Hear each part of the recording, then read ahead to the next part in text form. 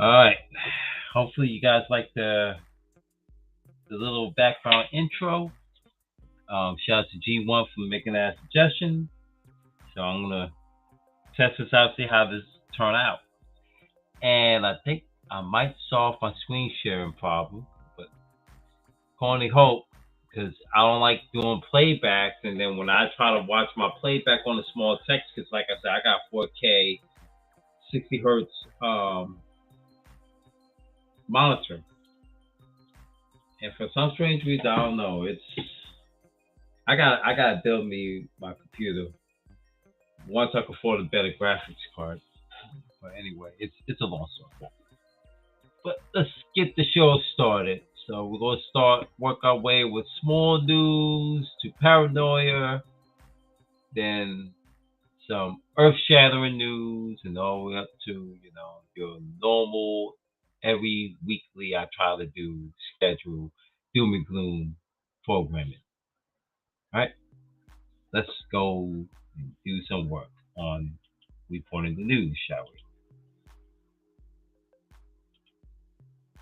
we? And let's see. Let's get on with it. Okay. Yeah. I knew it. I knew it. I knew it. I knew it.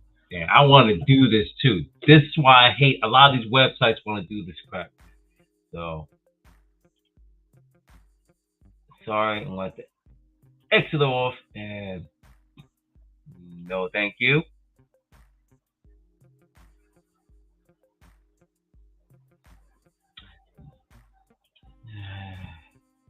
Gotta love it. It ain't over yet because I got another article.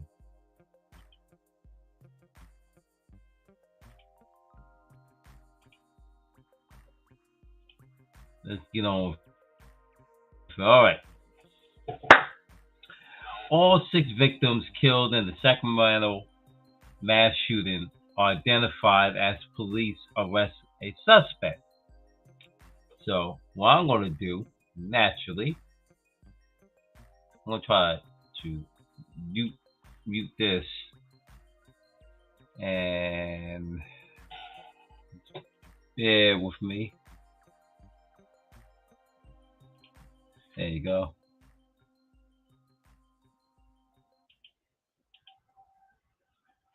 So, let's get on with it, shall we?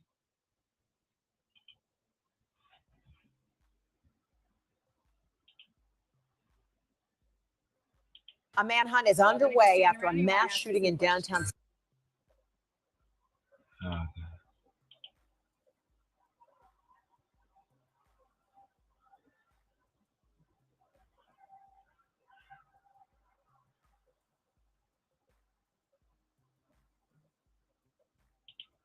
A manhunt is underway after a mass shooting in downtown Sacramento early this morning. 6 people were killed and 10 more injured. Governor Gavin Newsom issued a statement saying, in part, we once again mourn the lives lost and for those injured in yet another horrendous act of gun violence. CNN's Josh Campbell joining me live with more details on this. Josh, any more detail on even the whereabouts of the gunman they continue to look for? A description, anything? Yeah, Fred, at this point, authorities don't know whether they're dealing with one or multiple suspects, and they have not yet released a suspected motive in the shooting. What we do know is that a manhunt is underway after this deadly night in the California capital. Authorities say shots rang out in downtown Sacramento just around 2 a.m. This was 2 blocks from the state capitol building in an area with several restaurants and bars. 6 people have been confirmed dead, at least 10 injured. The city's police chief spoke about the incident this morning. We had officers in the area that heard shots fired and responded to the area of 10th and K. They found a very large crowd here, and they also found that we had a number of people that were shot in the area. Those officers, we know, rendered aid to our victims and called for additional assistance. Right now, we do not have a suspect in custody on this, and we're asking for the public's help. If anyone saw anything, has video, or can provide any information to the police department, we are asking for their assistance. Now, there is video circulating on social media showing a physical altercation involving a group of people just as shots ring out. That video has not been confirmed by CNN. However, the Sacramento police said a short time ago that they are aware of it. They're asking for anyone who has additional video to contact authorities. Sacramento police have assigned numerous officers to help with this investigation, Fred, actually calling in resources from neighboring agencies to help respond to news police calls as their investigation continues. Again, a very deadly night. Yet another mass shooting in the United States. 6 dead, 10 injured. The shooter still at large. There you have it, folks. There you have it. So, the police served a search warrant. Hold on. Let me go back and crank up the volume.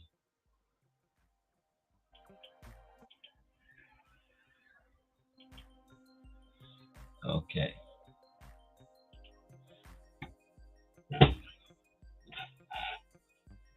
a second.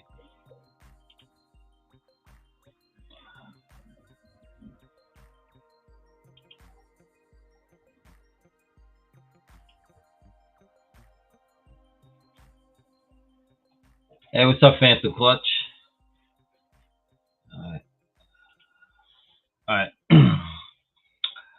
The police served search warrants at 3 homes and at least 1 handgun was recovered. Authorities have said they have received more than 100 video and photo files in a tip portal. The Sacramento County Coroner's Office on Monday identified 6 victims who died. I'm going to butcher the damn name. Mr. Alexander, 21. So, Melina Davis, 57. Sergio Harris, 38. Joshua Hoy Loishi, 32. Yemli Martinez Andre, 21. And Javiera Turner, 29. Damn shame. And this was like at a club. Senseless mass shooting. Now, here's my thing. Hold on a second. I'm battling the URI, upper respiratory infection. Hold on. Here's my thing. If the police was nearby, how the hell did you allow 6 people to get killed? You that nearby, 6 people got killed that quick?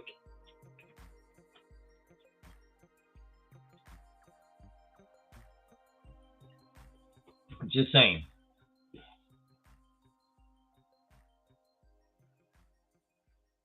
Okay. Yeah, Sacramento Hall, Golden One Center, California State Capitol, and the area of the mass shooting. So, obviously, it's an incredible tragedy. I hope it doesn't put a full eye on our city because I think it's a great place to be and a great place to live. Sacramento Kings head coach Alvin Gentry said, "It's unfortunate that something like this can still happen nowadays in an environment where everybody's out having fun," he said. "The gun thing has to change. The accessibility to guns in general, but to automatic weapons is my own personal opinion." Now I'm going to sit here, stop right here. I'm going to correct people on one thing when it comes to guns, because this is you start hearing gun control. California, just like New York State and the state of Illinois as well, had the erroneous, atrocious, and strictest gun laws in the planet, and there's still gun crime. These 3 states that I mentioned has the highest concentration of poverty. And a lot of people that's in impoverished areas tend to live jam-packed in urban areas.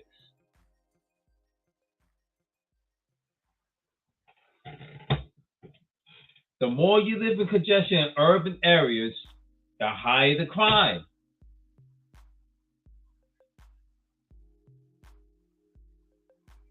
Now, California is like one of the most popular states in the populated states in the United States.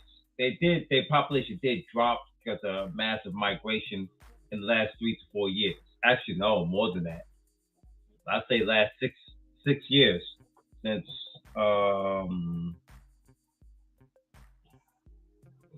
I'd say 2017, 2016. My bad. Anyway. You know, they went from having 38 million people to now like 32 million people. Shoot, pandemic, you start seeing that happen a lot. Dude, you got the strictest gun laws in the planet and you still have a high rate of crime. You know that'll solve a lot of problems, right? By allowing citizens to own guns. There, I said it. An armed society is a polite society, but a disciplined armed society is a much more secure and polite society. Because I'm not a fan of every Tom, Dick, and Harry to be a gun owner. Not everybody's equipped to be a gun owner. Number two, before you become a registered gun owner, you should learn proper self-defense, unarmed combat. Because it's going to teach you self-control, how to deal with confrontation outside your homestead. Now, Sacramento is always one of the nicer, peaceful cities in Southern California.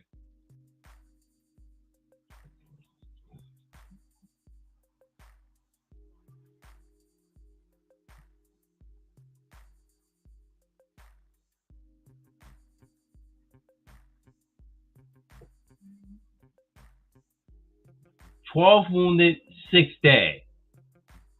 That makes 18 people that got shot. They consider this a mass shooting. Anyhow.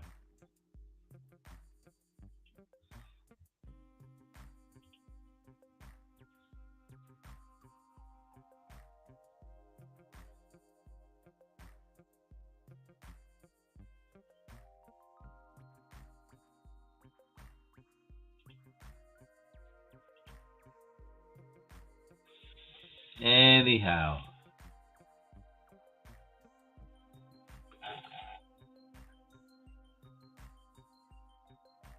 Yeah. Let's go to the next one. Sorry.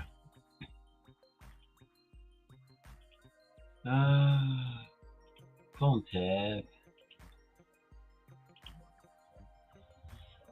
All right. Val's wrath, paranoid Putin, bracing for the military coup after purging 150 spies over Ukraine invasion failure.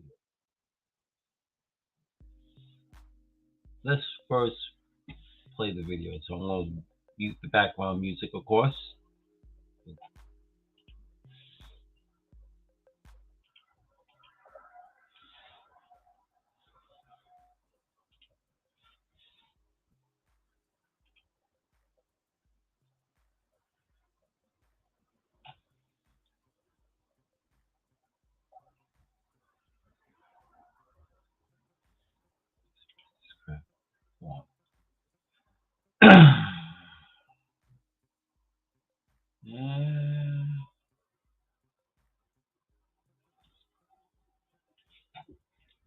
Any day now.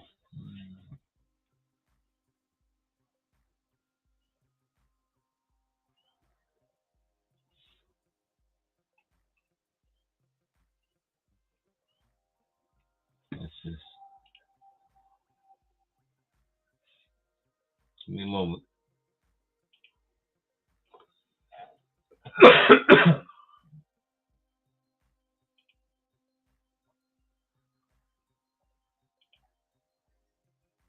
In terms of potential for a coup, yes, I believe there may be a potential for the coup, but not for the reasons that we want to assume and understand. If the coup is to take place and the coup would be executed by, say, Russian security, law enforcement, or the Russian military for that matter, it's not because they want to stop the war. It's because they would want to win the war, to see the success of the war.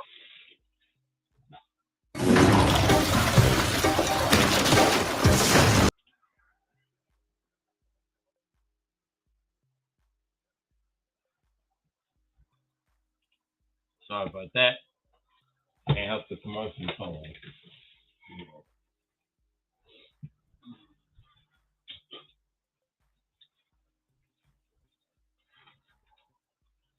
Okay. You hear that?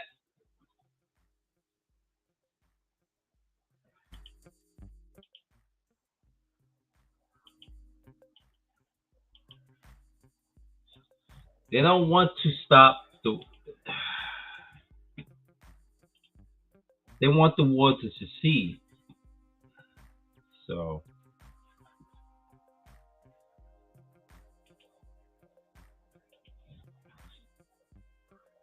Sorry about that.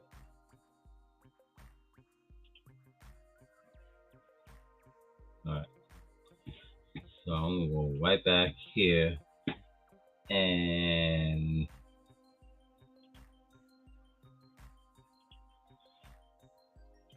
home tab. And boom. Alright. Putin outs the spooks from the Fifth Service Group of the Federal Security Bureau that the department who were working on Ukraine. The Fifth Service are believed to have been working in Ukraine for years to attempt to disable the country ahead of the invasion. In other words, they try to soften the country up before Russians decide to do a inhumane invasion. Valve's rage comes as the group are believed to have wasted billions of dollars on activities which proved fruitless.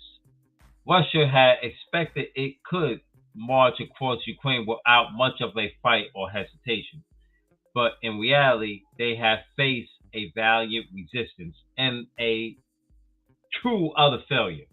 This is why I don't get why the West keep hyping up the big red scare when it comes to Russia and China. They have the weakest military on earth. They're basically paper tigers. On paper, they look very formidable. My bad. They look very formidable opponent.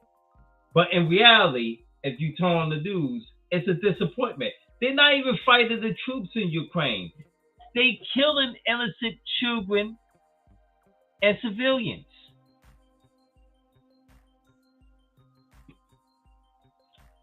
Putin's stupidity had believed victory was possible in a matter of days, but the war has instead been raging for weeks. And meanwhile, I guess Bessa 68 has been sent to Leforotovo prison in Moscow, the former home of interrogation and torture by Stalin. He was dismissed by reporting false information to the Kremlin about the real situation in Ukraine before the invasion. It comes as Russia analysis Alexei Moldov warned that Putin faces a potential coup from within his own military and intelligence services, which is happening.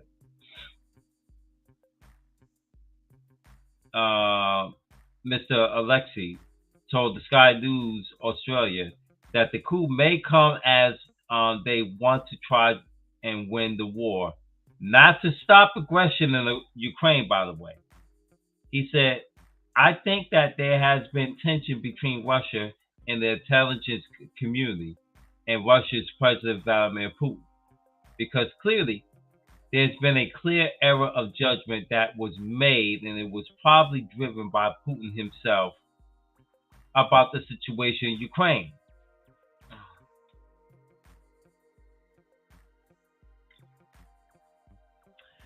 About the initial planning and the initial phase of the invasion, where the Russian military naturally assumed that they're going there be as liberators rather than invaders.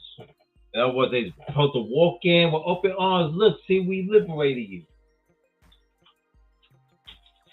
No, that's a sign of a madman. This is Hitler-esque type of mentality where he did to Poland, by the way. Just at the beginning stages of World War II. I think that sort of false narrative was presented to them by a supreme commander-in-chief. And when it backfired, when the Russians began taking heavy casualties, Putin began quietly blaming the security services, which I don't think went really well, also because he's coming from within the security apparatus. Now, this surgery, Bessa, 68, has been thrown in jail by Putin, this guy right here. And there's the prison. And that sums that part up.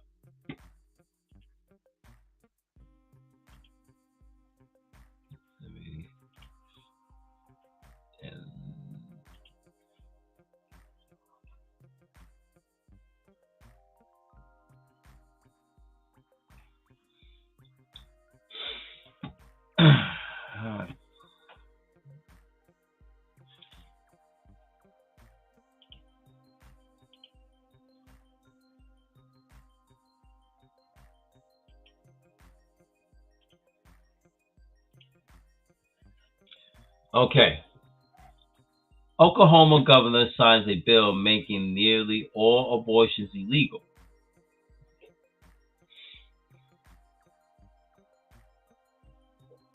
Oklahoma Governor Ken Stitt, Republican, on Tuesday signed into law a bill that makes providing an abortion a felony. Now, driving the news, the legislation bans all abortions unless they are necessary to save a pregnant person's life.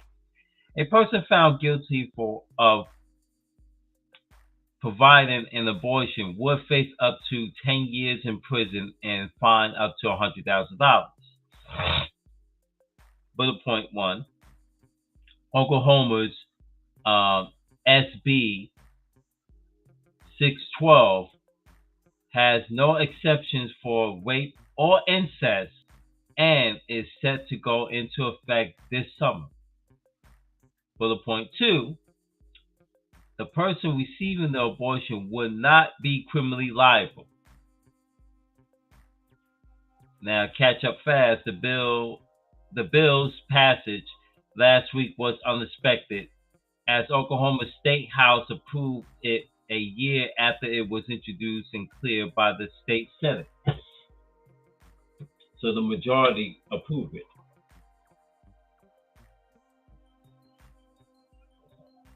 I tell you, Oklahoma State have one of the highest abortion rates in the upper Midwest.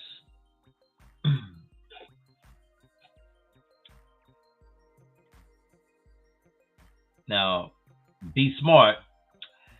The bill's signature comes as the state lawmakers are considering another near total abortion ban model at the Texas law barring the procedure after 6 weeks of pregnancy.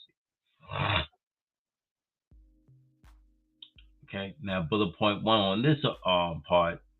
That bill, HB 4327, would sensitize private citizens to sue anyone suspected of helping a person to get an abortion for a reward at least $10,000. Oh, really? For those that are the permanent residents of the so-called BC, fellas, get those bricks. Just saying.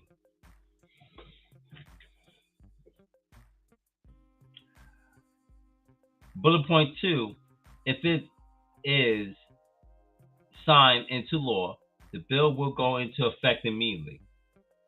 Not 2 years, not 3 years. The moment that ink land on that paper and dry, it's the law right there, concrete.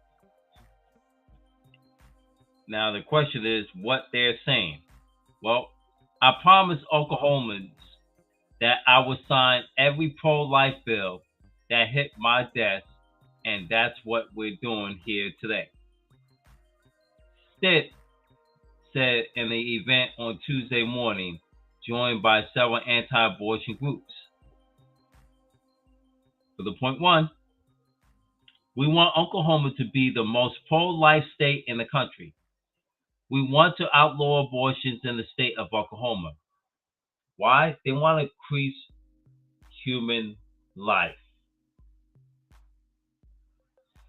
2, you cannot have a sustained society when the population keeps declining by having low birth rates. I'm sorry. That's just my point of view. Everybody has their opinion. I'm just voicing my point of view. That's it. Bullet point number 2, Stitt acknowledged that likely legal challenges ahead. Oklahoma Attorney General John O'Connor said he looks forward to defending this law. Oklahoma's total abortion ban is blatantly unconstitutional and will wreak havoc on the lives of people seeking abortion care within and outside the state, said Nancy Norfolk, President and CEO of the Center of Reproductive Rights and Abortion Rights Group. White House Press Secretary Jen Psaki calls the law the country's most reconstructive legislation regulating access to reproductive health care. But the point number 1. This is unconstitutional attack on women's rights is just the latest and one of the most extreme state laws signed into law to date, she added. Bullet point number 2, make no mistake, the actions today in Oklahoma are part of a disruptive national trend attacking women's rights, and the Biden administration will continue to stand with women in Oklahoma and across the country. Can I have a caveat? It's your right to abort. It's your right to choose. Should it be as equal as a man's right to deny right and privilege of being the father of a child that he don't want a father? Leave comments down below. That's all I'm just saying. You can't have women's rights, but when a guy wants a right to refuse being the father of the child that he's not ready to care for, he should be exempt. All fair and equal. I know, I get it. It's an old Missouri saying, especially in Ozark, Missouri. There will always be equal opportunity. Not everybody's equal. Carry on.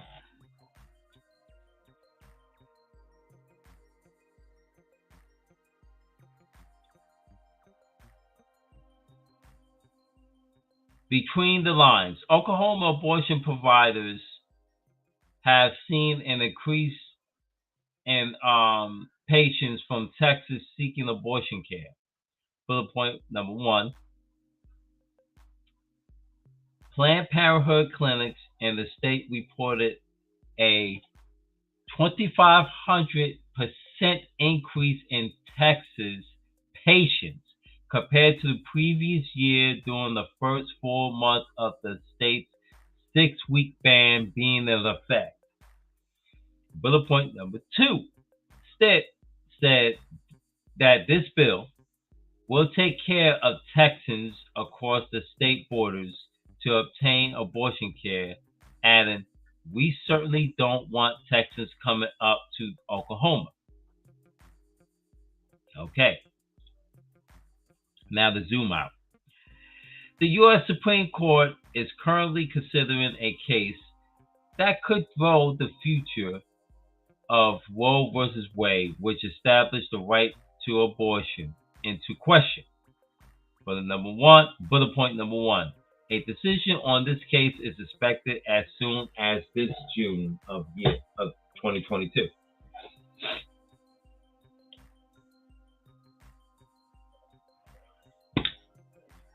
Carry on.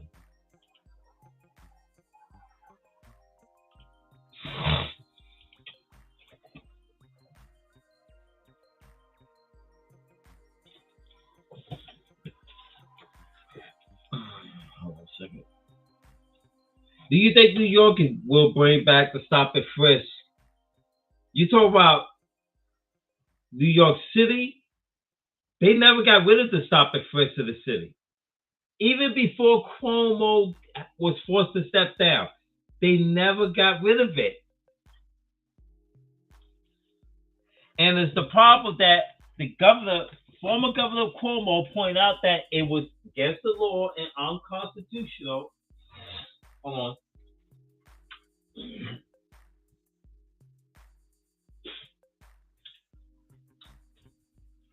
Unconstitutional. And yet, your city mayor and city legislators and other electoral officials in the city council, allow it to happen. You figure your state, your senator, have more judiciary control of that said state of New York. Whatever the Senate says and the House said in that state, it goes. Therefore, the governor has to pass that rule on. And yet, your 5 boroughs of NYC, mainly Brooklyn, Bronx, Queens, Staten Island, and Manhattan. Anyway, he continues, there are homeless shelters made all over New York.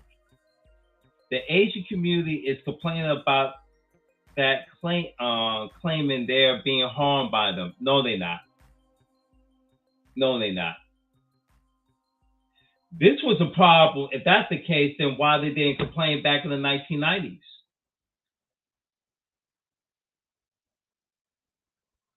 Why they didn't complain where there was a lot of Asian on Asian crime at a higher rate? Why they didn't complain back in the 1980s? Again, on Asian crime violence, mainly gang violence and organized crime violence. Same problem in the 70s, same problem in the 60s, same problem in the 50s, same problem in the 40s.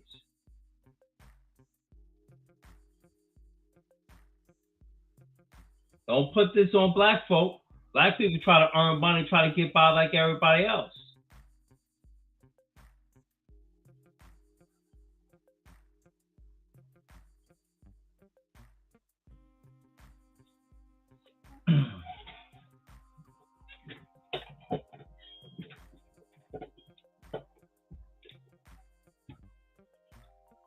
The homeless shelters in New York are being made everywhere. I think when the Asians were complaining and using the term homeless as a proxy for the term blacks, yeah. And they don't get that a lot of them are becoming homeless.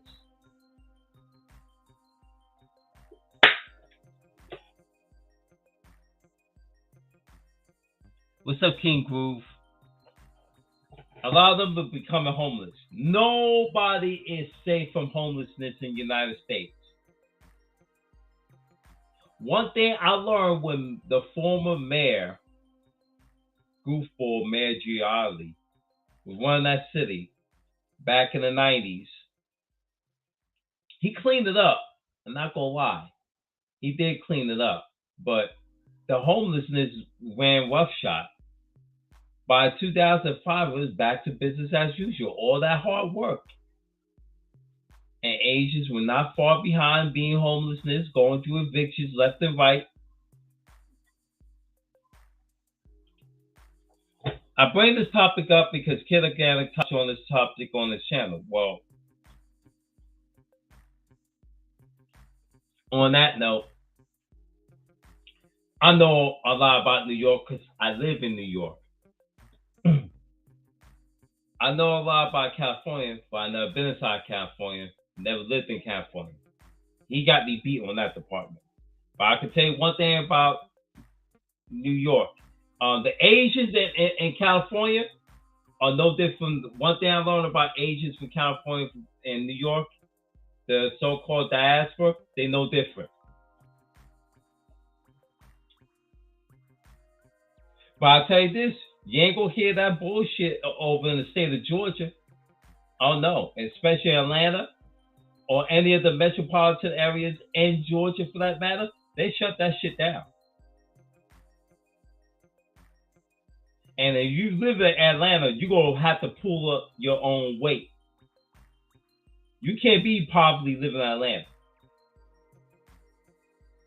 Okay?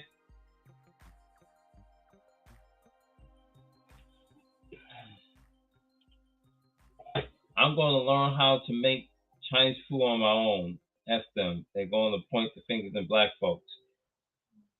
Dude,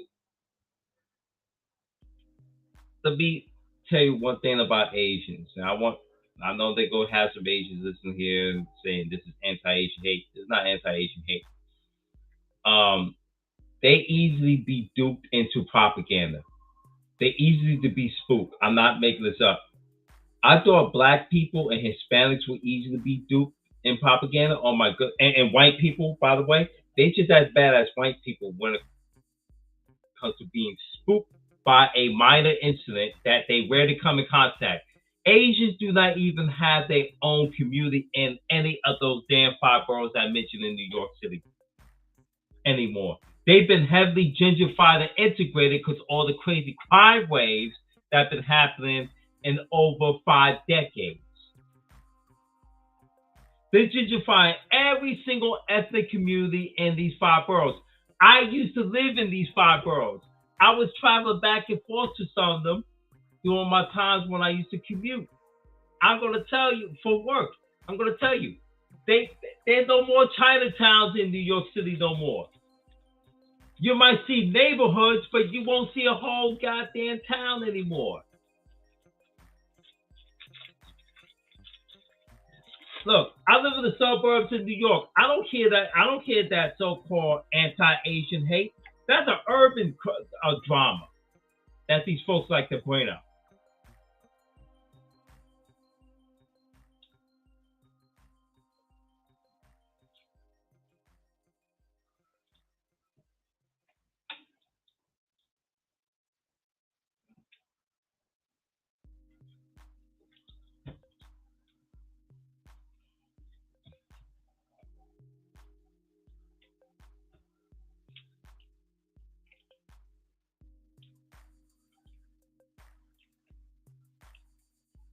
What's up? My dad's a war criminal.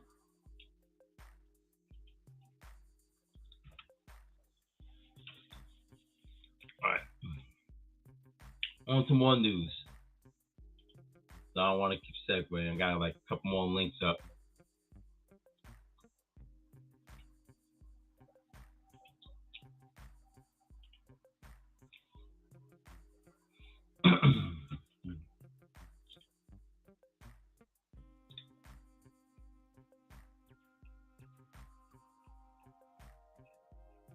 All right. You know what? Before I go, here with me. I'm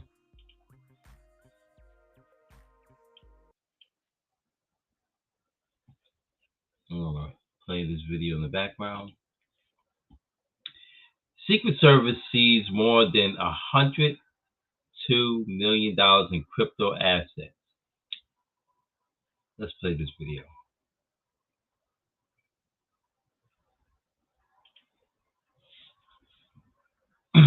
Okay.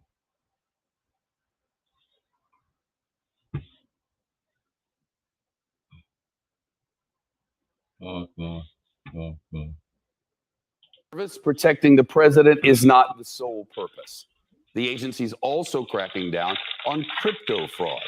From domestic scams to international crime rings, the Secret Service reports fraudsters are buying and selling millions of dollars in illegal digital assets.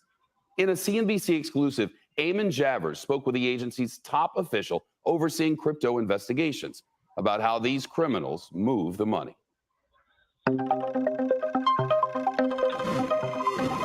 We're inside a rarely seen secure room in Washington. What is this facility we're standing in? Right now, we're standing at U.S. Secret Service headquarters within the GIOC, which is the Global Investigative Operations Center, which is our hub for our most complex and impactful international cases. No longer just capturing counterfeit money rings, the Secret Service is also tracking illicit Bitcoin proceeds on the blockchain, which is the public ledger for all crypto transactions. The Secret Service is now the primary agency investigating the illicit use of digital assets. David Smith is Assistant Director of the Office of Investigations. One of the guiding principles of the blockchain is that it was a public ledger that's shared, and everyone with a little bit of computing power has access to it, to include law enforcement. So the Secret Service isn't doing anything that wasn't the original intent of the blockchain. We're just using the same tracking and tracing mechanisms that were intended. So would you say that crypto is actually more traceable than good old-fashioned cash for a criminal? In many ways, it is. So far, the numbers are staggering. The agency has seized more than $102 million worth of crypto in 254 cases. Here, we see analysts and special agents examining Bitcoin wallet addresses. So they're just making correlations and seeing where the hotspots are, or like a heat map, if you will, to see where the illicit activity is occurring and then focusing on those areas. Because one of the things that is in the benefit of the bad guys is the volume of activity that's occurring out there. Are you using the same kind of software that all the rest of us have access to? When you follow a digital currency wallet, it's no different than an email address that has some correlating identifiers. And once a person and another person make a transaction and that gets into the blockchain, we have the ability to follow that email address or wallet address, if you will, and trace it through the blockchain. Criminals frequently use techniques to obscure the digital money, something Smith compares to a house of mirrors. All of them exist exactly to keep law enforcement off of the bad guys' trail. They want to go into the blockchain and make as many transfers as possible so they can lose us like an old-fashioned surveillance. Recent high-profile crypto cases cracked by the Secret Service include an international laundering operation based in Romania that targeted 900 victims across the United States, and a ring of Russian-speaking cyber criminals who threatened U.S. companies with ransomware attacks. One trend seen in cases like this is the use of money mules who may unwittingly be recruited by a fraudster. So these people are just duped into moving the money. They think they're doing one thing, but they're actually doing another. Correct. And sometimes it's just a matter of trying to make a quick buck. They don't have any criminal intent. And to protect their investments, crypto criminals regularly watch the market, and they convert Bitcoin into stable coins, which is pegged to an asset like a national currency. Because, you know, the criminals, hey, they're humans too. They want to avoid some of that market volatility associated with some of the major coins. Interesting that they're going after stable coins because they hate that volatility. I mean, it is like a roller coaster ride every day watching these prices fluctuate, and the criminals hate that too. The criminals hate that too, because keep in mind, they're dealing with other criminals, and some of these criminals, they're dealing with other criminals, and some of these criminals may apply some consequences they don't want to deal with as well. They have a problem based on who you just transacted with. Shep, criminals love crypto because of the global nature of the coins and the ease of using them. But what David Smith was telling me is that criminals are learning that volatility and traceability mean that crypto could be just a few years ago, Shep. Eamon Javers, thank you. There you have it.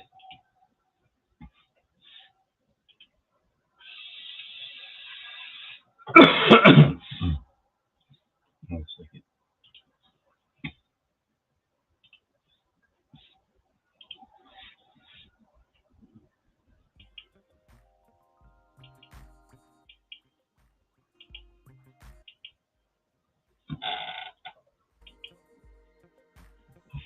There you have it. Stay the fuck away from crypto.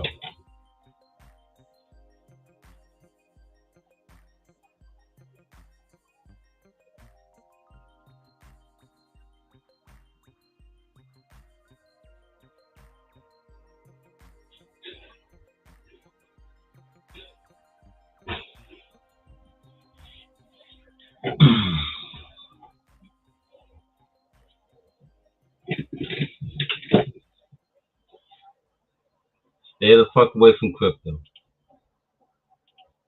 All you're doing is you're involving a money laundering scheme to begin with. I don't want nobody to trace my money where it goes. They're gonna trace your money. Okay? There's a lot of scandals involved in incorporating yourself dealing with crypto. I'll tell you that right now. And it's gonna get cracked down, which you already have.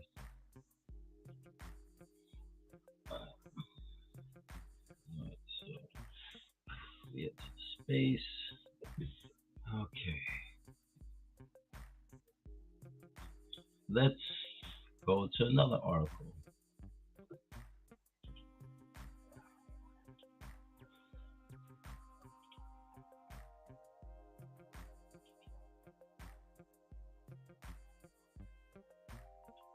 Bingo. All right.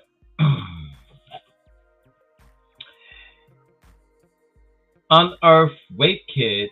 New evidence exonerate a man of sex crimes after 15 years in prison. Fox 2. A 35-year-old male in jail since being convicted in 2007 for criminal sexual conduct is set to be exonerated this Friday by Wayne County Prosecutor's Office. Prosecutor's Office announced it in a release. A recent investigation and evidence in the case, including rape kit DNA, has proved that Terrence Colhorn did not commit the crimes. The new evidence has resulted in the identification of another man who has been linked to several other sexual assaults. It's important to note that Mr. Colhorn's case was prosecuted prior to the 2009 discovery of the backlog of untested sexual assault kits and subsequent creation of the Sexual Assault Kit Task Force.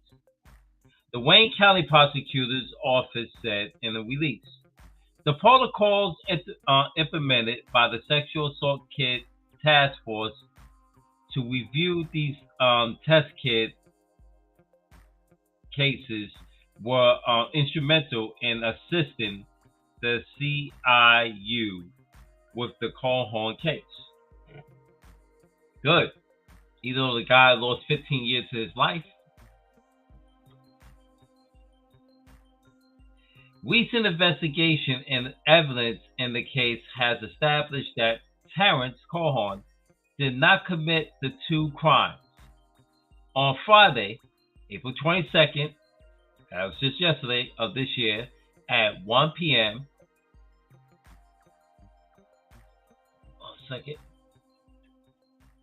The CIU Director Valerie Newman will ask Judge Kelly Ramsey to enter an order of vacating the convictions and charges and dismiss the case.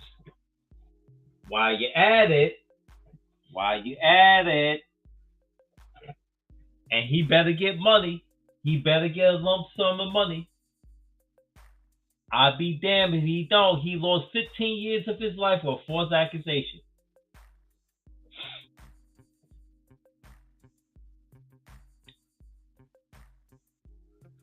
And while you're at it, you had that record expunged. Colhorn had pleaded no contest in two separate cases. An attempt assault of a 15-year-old girl on September 26, 2006 near Thinkel Avenue and Gladstone Street in Detroit.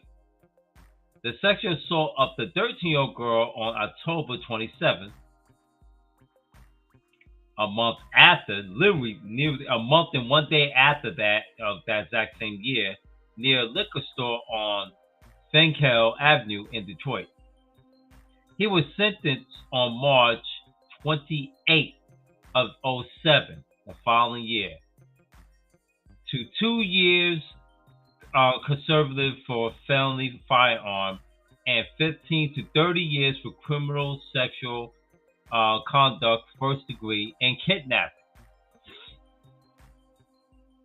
The state appellate defender office is representing Mr. Colhorn. Assistant defender Michael Minstadt is the lead attorney, and special assistant defender Tabitha Harris and investigator Angie Jackson from SADO's Wrongful Conviction Unit worked on this case. SADO also collaborated with the WMU Cooley Innocent Project staff attorney David Williams on Mr. I've been out of it. Calhoun. Okay. Calhoun case. You sure that's how you spell Calhoun? Okay. Anyway, a series of fortunate events and a lot of very hard work by quite a few people led to my decision to exonerate Mr. Calhoun, prosecutor Kim Worthy said. The decision in this case was a conundrum of years of long work on this and unrelated cases. We will leave no stone unturned to get the justice for defendants like Mr. Calhoun. Wow. I want to stress that Calhoun was never a sexual assault kid task force case. However, important sexual assault kid task force protocols for reviewing criminal sexual conduct cases implemented after a SAKs or sexual assault kids task force were discovered in 2009, allowing the CIU to consult with them to evaluate a significant evidence in Mr. Calhoun's case. And the evidence disproved that he committed the two crimes.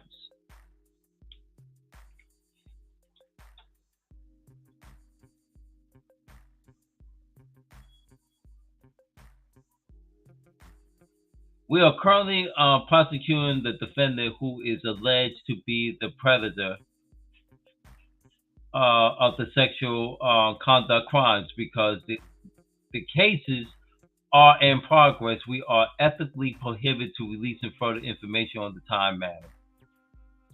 Damn shame. This guy lost 15 years. Mr. Calhoun right here lost 15 years of his life.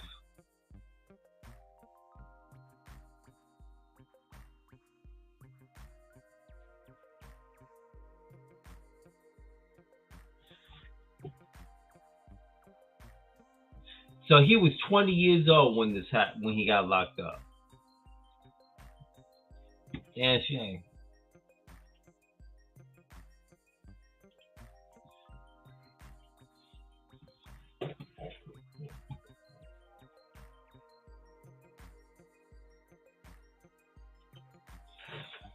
Yep, cryptocurrency is for fools and yep, suscast.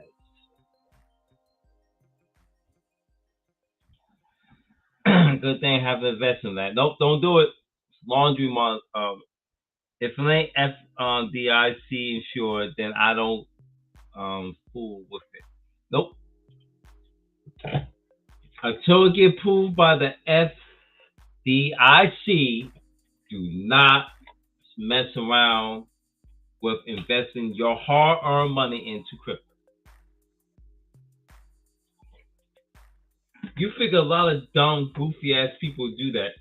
They don't realize it's a Ponzi scheme. It's siphon one money to pay somebody else, and you're not gaining no money.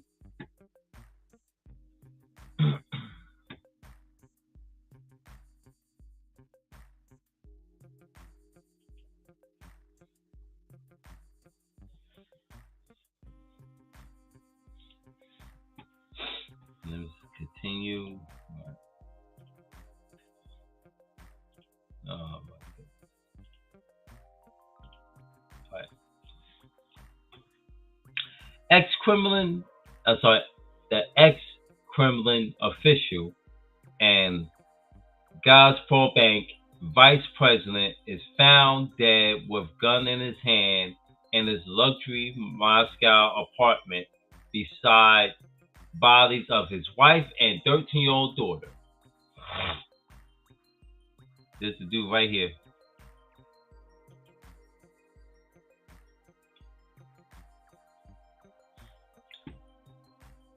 Vice president.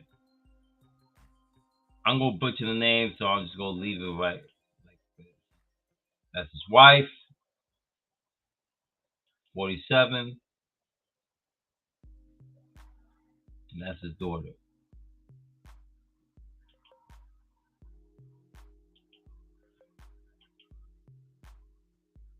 That's the police. Okay. Hold on, let me go back.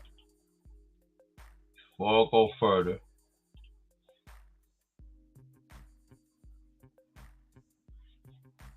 back here.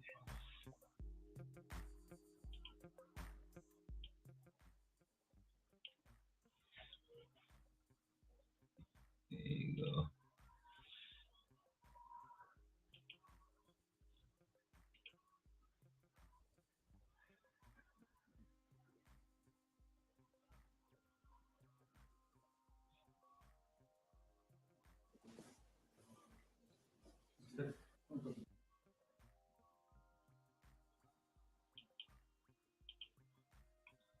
All right. Now,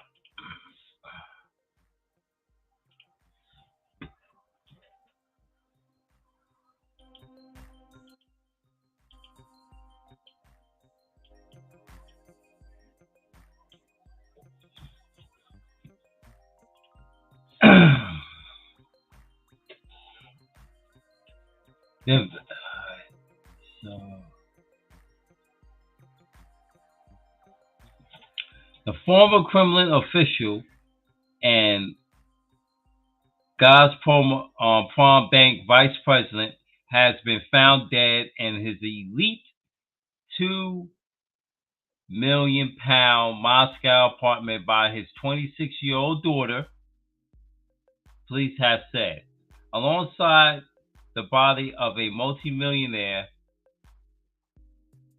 Vladislav Azavi, 51, was his pregnant wife, Yelena, 47, and younger daughter, Maria, 13. Okay, so his 26-year-old older child found him dead. The bodies, all with gunshot wounds, were found by the couple's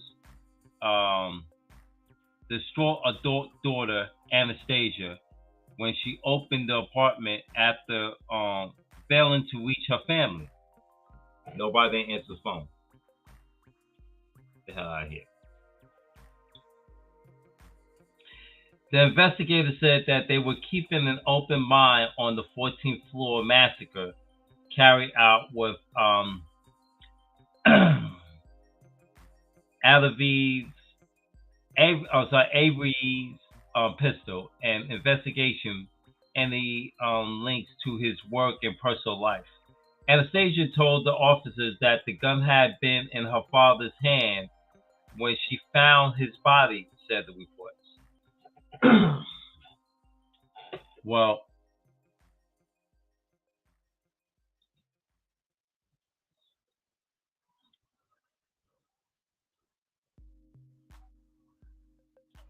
Aviev previously worked as a high-flying executive at a Gazprom bank, a key part of Vladimir Putin's gas for ruble scheme to hit back at the Western sanctions, in which Putin demanded foreign companies open accounts with that bank. Hold on a second.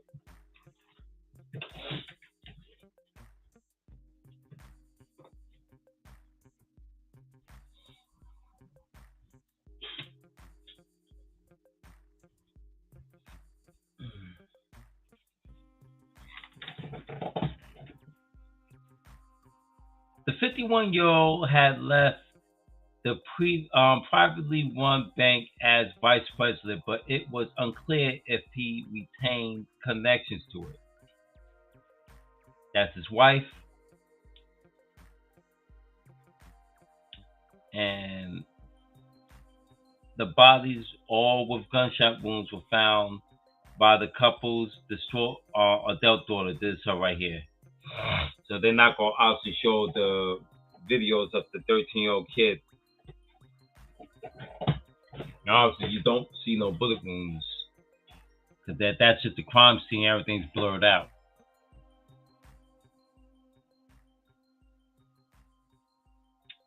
Earlier, he had been deputy head of the major department in Putin's Kremlin administration. He was very wealthy from his construction company. One theory is that there had been a jealousy after Yelena was found to be 5 months pregnant by her husband's driver. However, reports are ambiguous as to whether the dead woman was pregnant. At the age of 47, there's no way she could be pregnant at that point. She's done. I mean, she don't look like she's 47, but other accounts suggest that the wealthy ex-banker had discovered his wife was having an affair and the driver had resigned.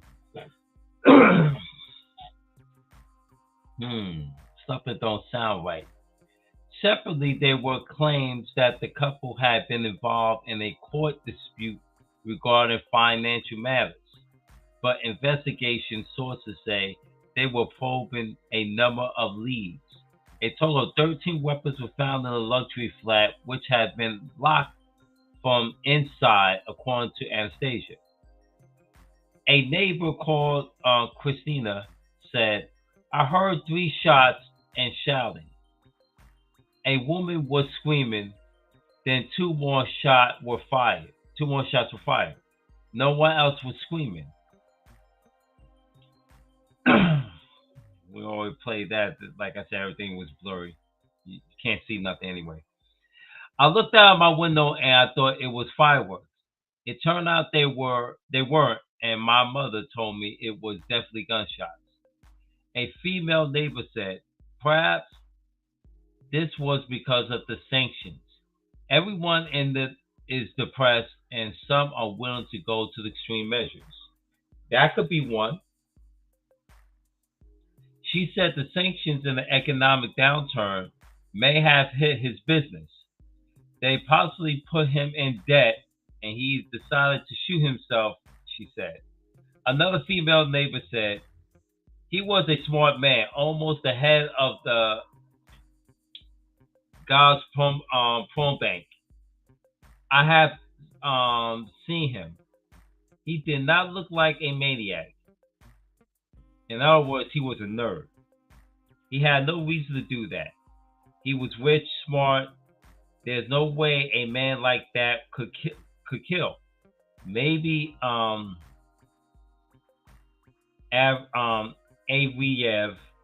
and his family were killed. That seemed more logical. Over financial reasons like that, I could stand for individual commit suicide, but why would you commit suicide with a 13-year-old girl and a potentially pregnant wife?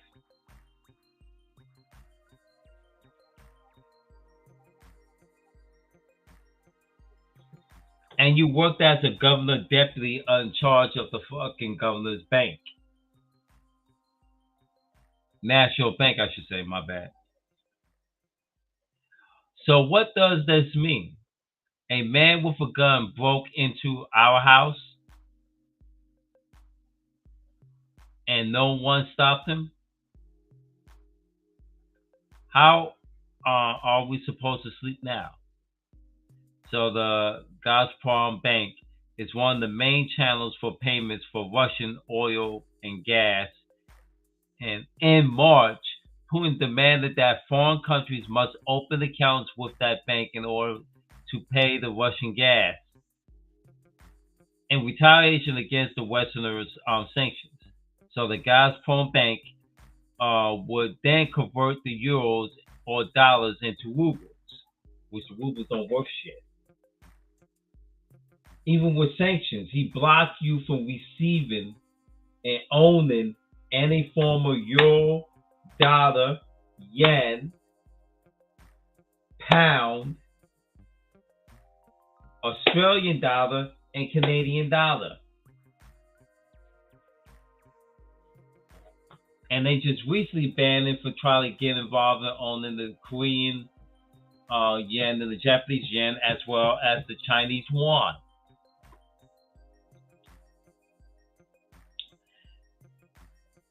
Putin had initially said foreign countries must pay for Russian energy in rubles in a bid to save the country's failing economy, a stance that he later softened on. That's right. And there's the bank right here.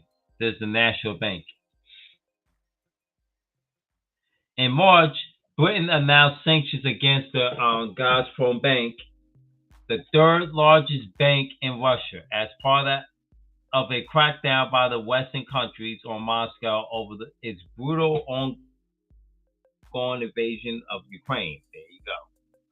Over the weekend, the head of the European Commission, Ursula von der Leyen, told a German newspaper that the European Union's forthcoming sanctions will also target banks, in particularly Bank, as well as oil in Russia.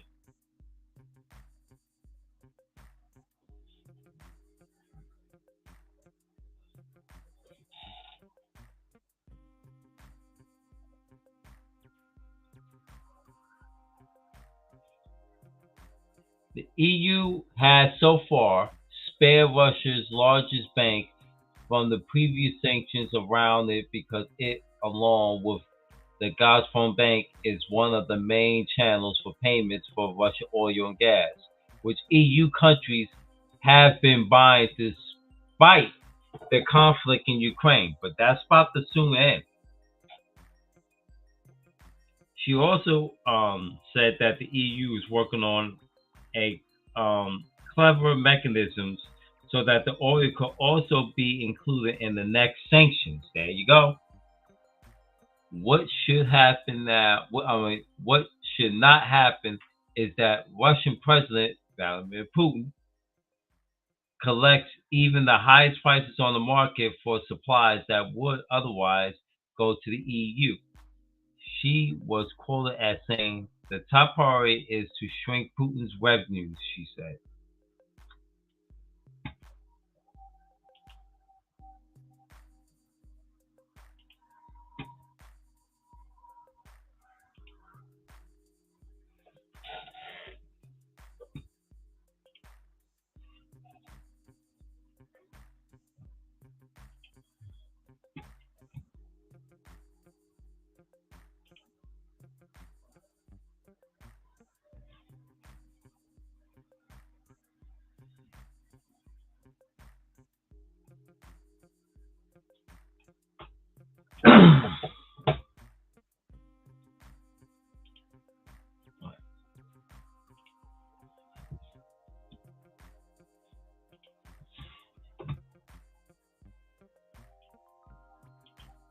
Oh my gosh. Sorry. All right.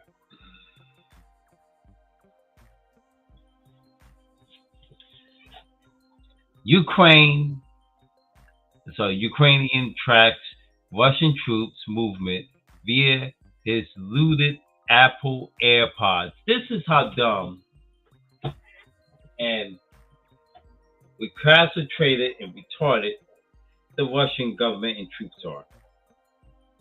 You get tracked down by wireless earbuds and iPhones, as well as iPads and iPods, kid you not, and AirPods.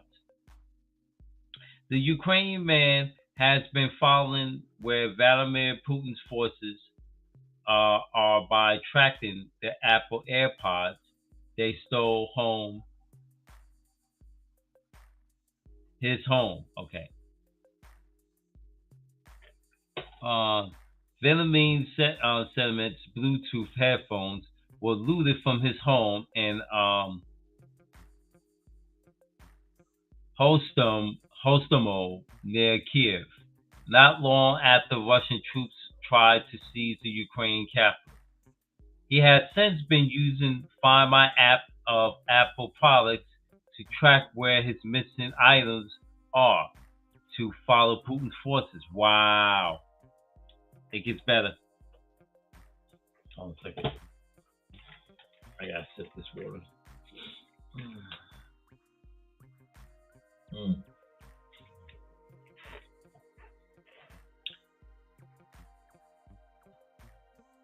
Settlements have been following the troops on their 550-mile retreat across Ukraine on online maps. Wow. He watched online as they were taken across the border into Belarus and end up near Gomo. Mr. Sentiment has been sharing updates on his AirPods journey on his Instagram account. Wow. On his Instagram, Mr. Sentiments wrote, "Thank you to technology. Say thanks to technology. I know where my AirPods are now." And they were looted by the Russian oligarchs, basically, or orcs. They call them the invaders, orcs. Oh shit! From my home in Hobsbawm, right there, and they tracked them there. That's the link from Instagram. It comes to a battle for Donbass has begun as Russian forces launch an all-out onslaught to eastern Ukraine.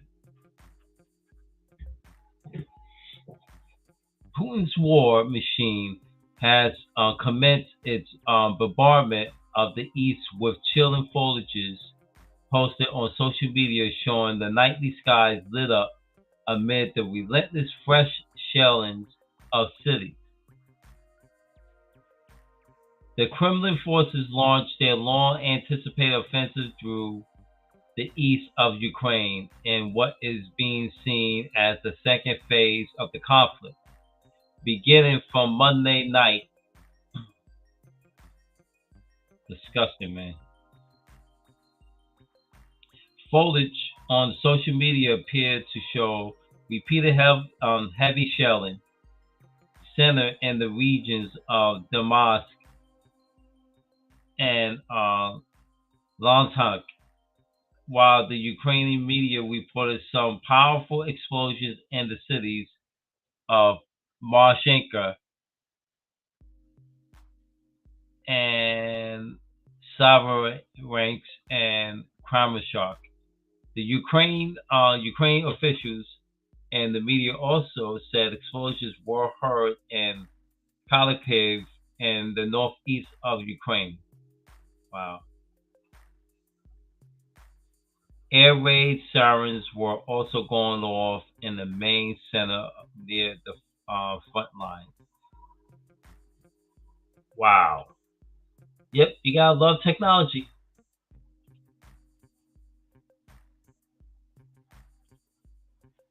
You gotta love tech. Hold on a second, let me just clean up some RAM.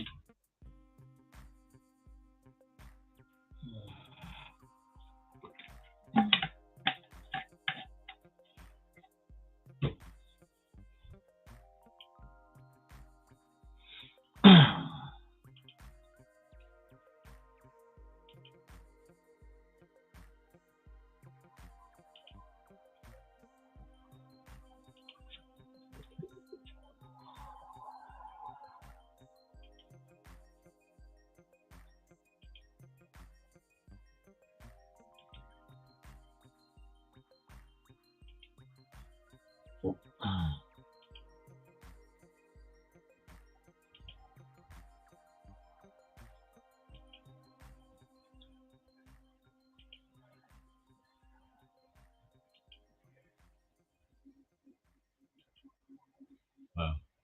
Sorry about that. Clean up some RAM. All right. That should be good. All right. Let's get on with it, shall we?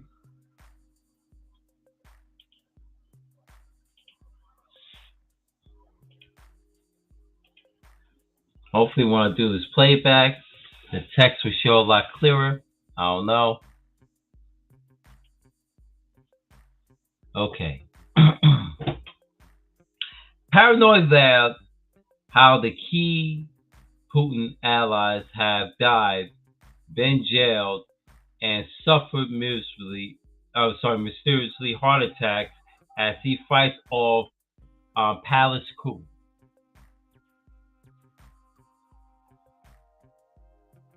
Yeah, he looked very bloated.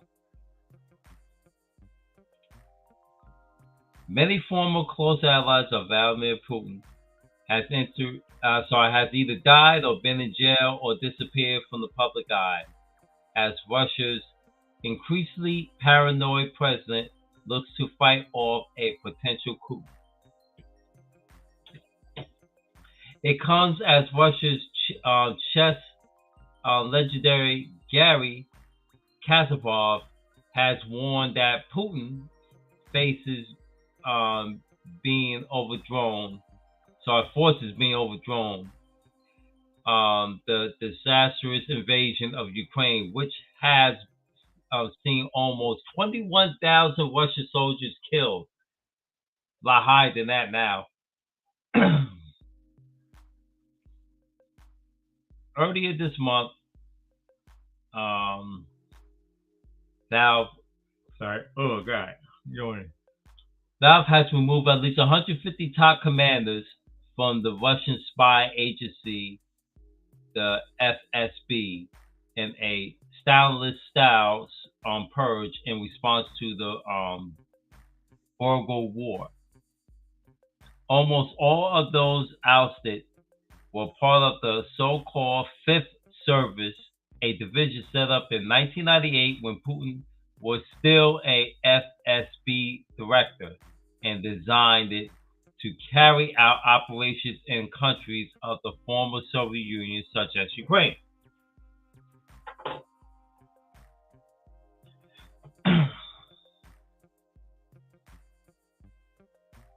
The war has been disastrous in terms of Russian troops' losses, and for comparison, the Soviet Union lost just under 14,500 troops during the 10-year war in Afghanistan, which started in 1979. Technically, it ended in 1985, and then they start commencing troop deployment in 1986, and by 1989, there were no troops left.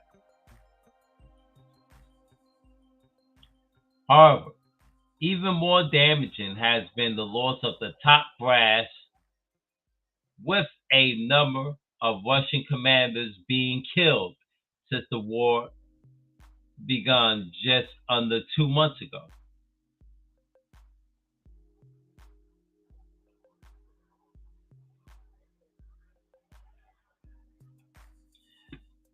The report said that the furious Putin has blamed his high-level officials for failing in Ukraine.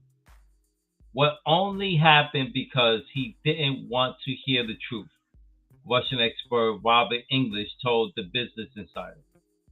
When his forces invaded on February 24th, so it's been more than 2 months now, folks, going on the third month, because we always saw March and April's about to soon close. Putin expects a speedy victory in which his army would be the greet as liberators. But instead, with the war looking set to drag out for another few months, at least, Putin now seems to have turned on his former allies, seeing enemies everywhere he looks. Sorry.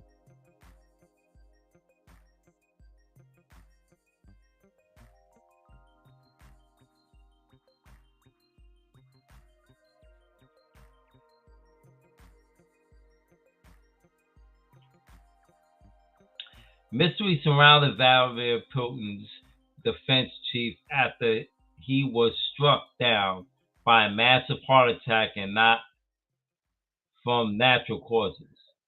Sergei Shoigu is alleged to have been ruled out of the game following the suspected health scare last month after a meeting with Vladimir Putin. Leonid Lenzin, 62, a leading Russian businessman and sworn enemy of Vladimir Putin, made the claims in a shocked Facebook post. He claimed that the Russian defense minister Shoigu, who has been a peripheral in Russian invasion of Ukraine, is also in intensive care. Now, Shoigu is out of the game, and he may become disabled if he survives, he wrote. Now, these are the guys right here. This is right to left.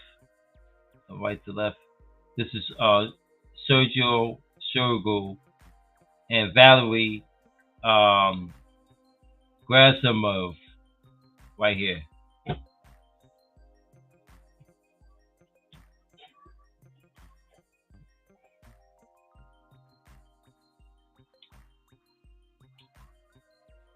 Oh yeah, you remember this guy right here that I talked about earlier, with the wife and pregnant wife and 13-year-old daughter? He's part of that group. That's why I said in the beginning, it sounds so fishy. Why would a rich guy would commit suicide if he loses money? He would try to take all his money he can and flee the damn country.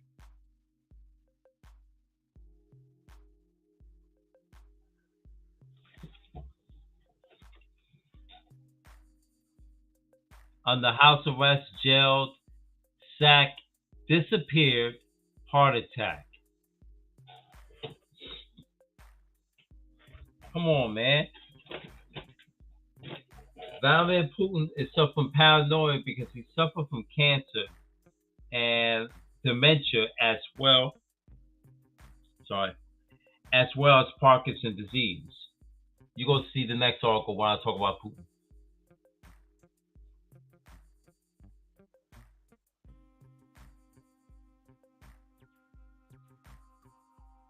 He certainly had a massive heart attack and he's in intensive care connected to devices. Basically on life support, he's dead. Rumor has it that the heart attack could not have occurred from natural causes. Shoigu was allegedly spotted walking slowly at the funeral of the far-right, ultra-nationalist Russian politician Vladimir Zelensky on April 8th. He has also seen on the video conference on April 13th for Putin and other ministers.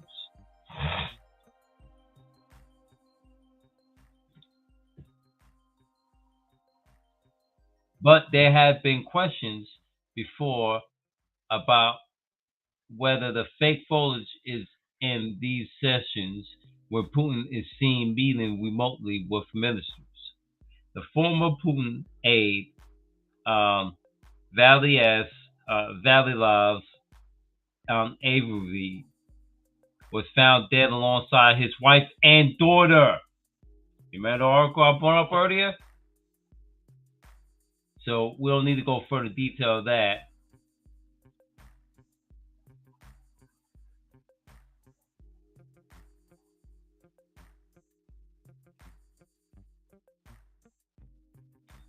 So I'm gonna, matter of fact, hell, fuck it. We already read up on him.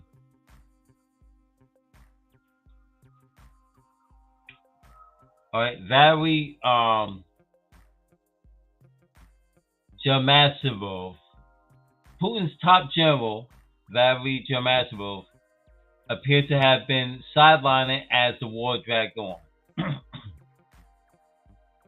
Right?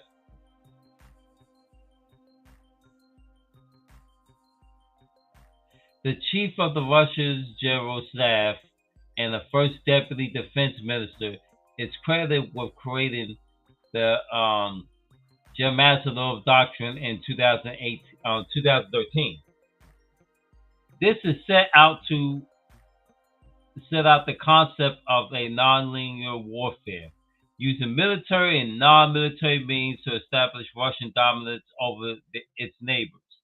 Thanks to its information warfare, economic pressure, and converting the local population. These techniques would first be demonstrated in Ukraine in 2014, where Gerasimov organized and developed plans for Russian invasion of Crimea and Donbass. And in general, Valery also organized Russia's military operations in Syria, which began in September 2015. However, his strategy appears to have failed this time around, and it's increasingly Colonel General Alexander Donovkov has taken the leading role in the war, and that's failing. So he's gonna go through them like hot knife cutting through butter. Last month, Sergio and Jezebel both vanished from the public eye for 2 weeks as the reports swirled that Russian troops were frustrated that the pair had remained in Moscow and far from the front lines. Now, Sergio Besida. In a dramatic fall from grace, the top FSB General Sergei Besida has been thrown into Moscow's notorious high security prison, basically. Maximum security.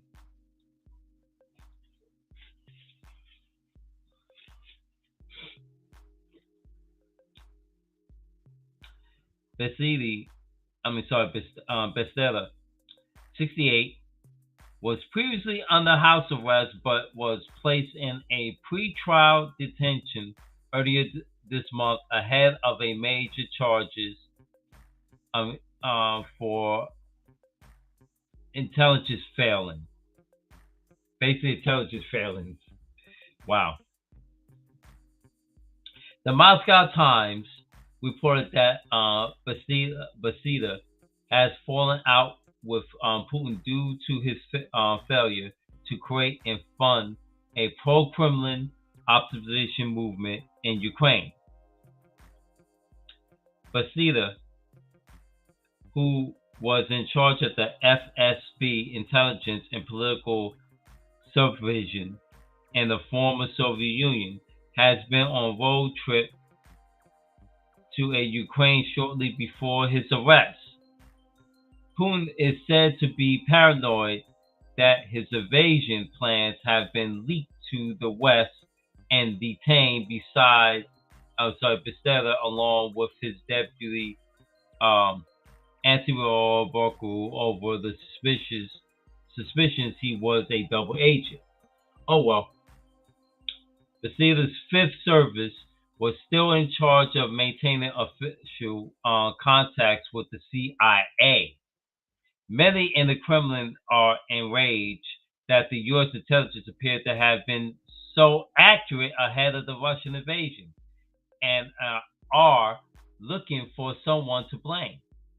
Now, Lee Fortov, the infamous for detention of political prisoners in the USSR, is often used to hold speculated traitors. The jail is still has an underground shooting range marked with bullet holes from the days of the mass executions during the Stalin purge of the 1930s through the 1940s.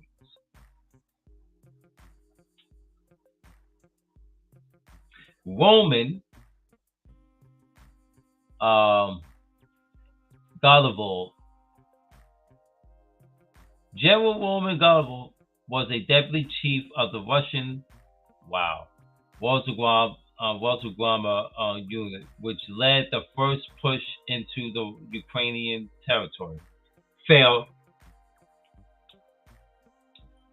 Last month, he was sacked and arrested and disgraced over the rumored leaks of the military information that led to his loss of life and fueled waste, according to the investigative website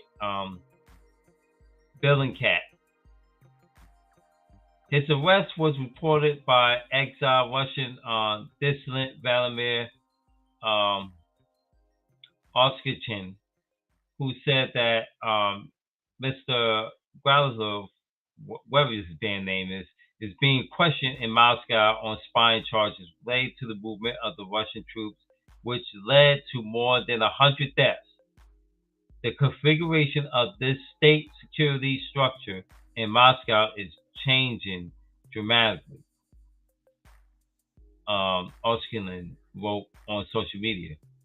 Now, he's the youngest of the group. He's 46 years old. Was part of a personal guard of the Russian presidents, Boris Yeltsin, Vladimir Putin, and Dmitry Medvedev.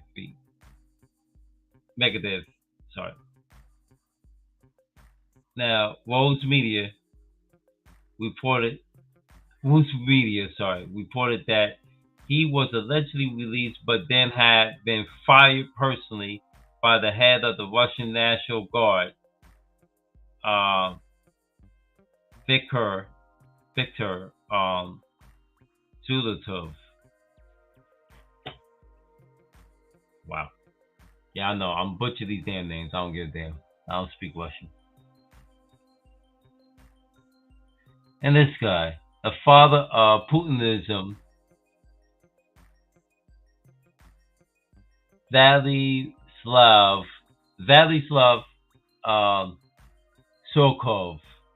Now, Mr. Surkov, earlier this month, Putin ordered the arrest of his close former aide and man dubbed as the father of Putinism, Mr.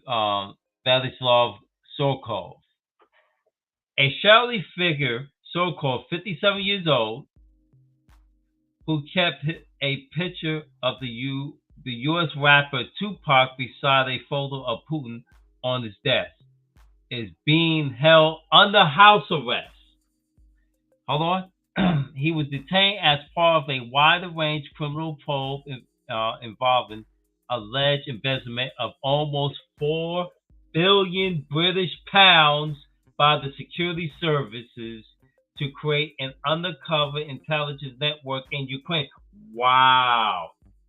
He's surrounded by fucking traitors. Now, Surkov, the former deputy prime minister of Russia, is credited with helping to keep Putin in power by masterminding the country's entire political system.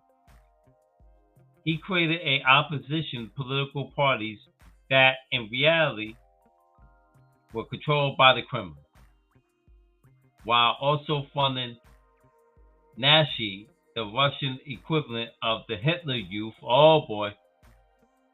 And yet, Russia's part is, let's denazify Ukraine, where the vast majority of Nazis live comfortably in Russia, not in Ukraine. Stupid fuck. Who wanted to beat up supporters of those very same parties. Now, Surkov also encouraged Putin to believe that Ukraine is not a real country, and previously called for Russia to annex not only Ukraine, but Belarus and Estonia, Latvia, and Lithuania as well. which is Lithuania, part of the Baltics and part of the EU, folks. He was fired on February 2020 over reported policy differences at the Kremlin, but his arrest appeared to be further sign that Putin is turning on his former allies. Russian media outlet Sakaya,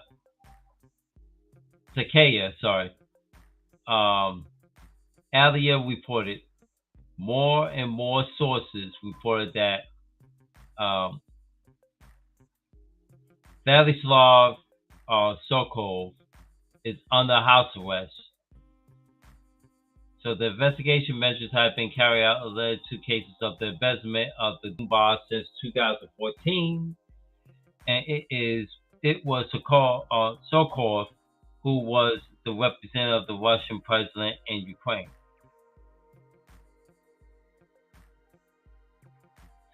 The news comes as Russian chess master Gary Kasparov set out to on Monday that the steps he believed may lead to Putin's overthrow by his inner circle in a palace coup. Speaking to CNN, Paul Reed, the longtime Putin critic and political activist, at the age of 59, lay out the order of moves he sees that will push Putin from power. First, the Russian public and Russian elite, they have to recognize that the war is lost, he said. The bad news coming from Ukraine will inspire more people to rise because economic hardship will increase. He went on saying, so military defeat in Ukraine and social economic revolt, and then you will have conditions, the right conditions for a palace coup, because many of Putin's inner circle will be looking for a scapegoat, and it's always a dictator who should be the blame for all their failures.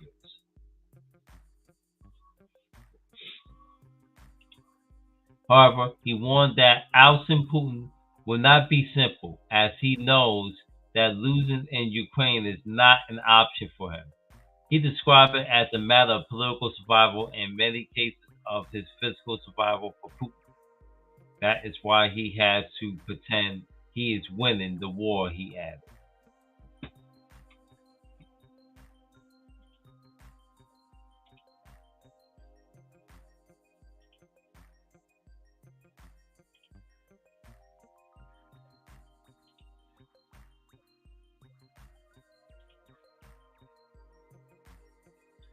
And I'm going to call this a night because I'm getting tired.